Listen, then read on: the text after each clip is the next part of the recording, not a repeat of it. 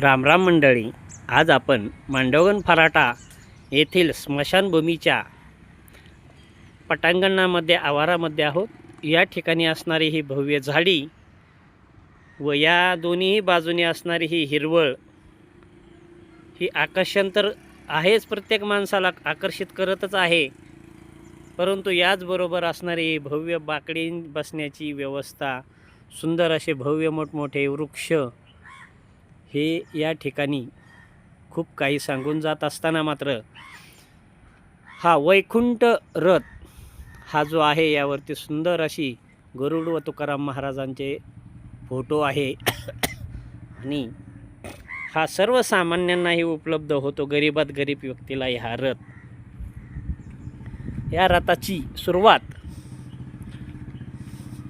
ग्रामपंचायत मांडवगण फराटा 15/8/2023 हे आपण पाहू शकतो. पहा वर आहे, या तारखेला सुरुवात झालेली असून आजही हा रथ अगदी व्यवस्थित व सुंदर असा आहे आणि याचा अनेक जणांना हा उपयोग झालेला आहे.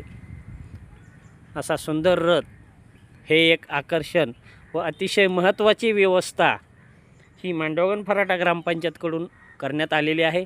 याला स्पीकर आहे, दोन्ही बाजूनी गरुड व संत तुकाराम महाराज यांचे फोटो आहेत. असा हा असणारा अगदी रथ हा सर्वांच्याच कामाला येणार आहे. असे रथ हे आपल्याला खूप कमी प्रमाणात पाहावयास मिळतात. तरी मांडवगण फराटाने या रथाची सुरुवात ही करून इतर छोट्या छोट्या ग्रामपंचायतींनीही याचा आदर्श घेऊन असे रथ आपल्याही गावामध्ये असा रथ असावा व तयार करण्याची आवश्यकता ही आज आहे. तरी या मांडवगण फराटाच्या या उपक्रमाचे आदर्शमय उदाहरण हे आज आपणास पाहावयास मिळते.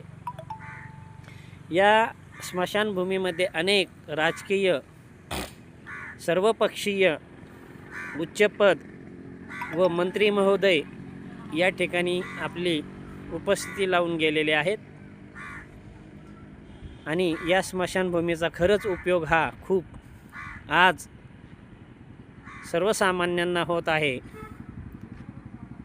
ही स्मशानभूमी अतिशय वृक्ष जास्त प्रमाणात असणारी ही नक्कीच असावी असे म्हणावयास काही हरकत नाही.